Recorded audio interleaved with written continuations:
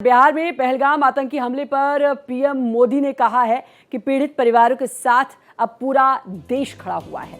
हमले की साजिश रचने वालों को सजा मिलेगी, उनकी कल्पना से बड़ी उनको सजा मिलकर रहेगी। आतंकियों की बची खुची जमीन को भी मिट्टी में मिलाने का वक्त आ गया है। हमला सिर्फ पर्यटकों पर नहीं, भारत की आत्मा पर भी हुआ है। अब आतंकी आकाओं की कमर टूटकर रहेगी। भारत आतंकियों की पहचान करेगा और ढूंढ कर मारेगा।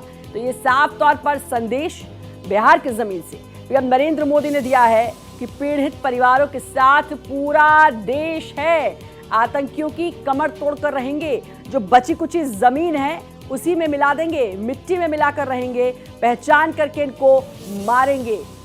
पहलगाम में बड़ा आतंकी हमला, निहत्थे मासूम पर्यटकों पर हमला, धर्म पूछकर उन पर गोली चलाई है, लेकिन भारत अब चुप नहीं बैठेगा और उनको करारा और मुंह तोड़ जवाब भारत देकर रहेगा। 22 अप्रैल को जम्मू कश्मीर के पहलगाम में आतंकियों ने मासूम देशवासियों को जिस बेरहमी से मारा है, उससे पूरा देश व्यथित है। कोटि कोटि देशवासी दुखी हैं।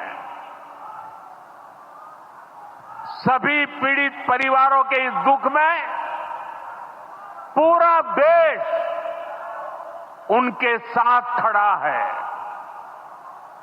जिन परिवारजनों का अभी इलाज चल रहा है, वे जल्द स्वस्थ हो, इसके लिए भी सरकार हर प्रयास कर रही है। साथियों, इस आतंकी हमले में किसी ने अपना बेटा खोया, किसी ने अपना भाई खोया, किसी ने अपना जीवन साथी खोया है। उनमें से कोई बांग्ला बोलता था, कोई कन्नड़ा बोलता था, कोई मराठी था, कोई ओडिया था, कोई गुजराती था, कोई यहां बिहार का लाल था। आज उन सभी की मृत्यु पर करगिल से कन्याकुमारी तक हमारा दुख एक जैसा है, हमारा आक्रोश एक जैसा है। ये हमला सिर्फ निहत्थे पर्यटकों पर नहीं हुआ है, देश के दुश्मनों ने भारत की आत्मा पर हमला करने का दुस्साहस किया है। मैं बहुत स्पष्ट शब्दों में कहना चाहता हूं, जिन्होंने ये हमला किया है,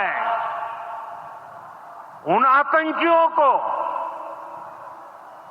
और इस हमले की साजिश रचने वालों को उनकी कल्पना से भी बड़ी सजा मिलेगी। सजा मिलकर के रहेगी।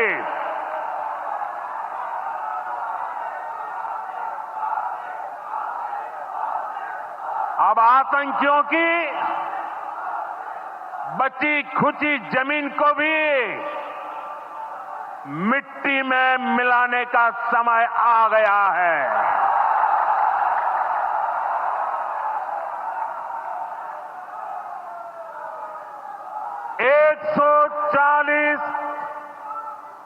140 करोड़ भारतीयों की इच्छा शक्ति अब आतंकी आकाओं की कमर तोड़ कर रहेगी।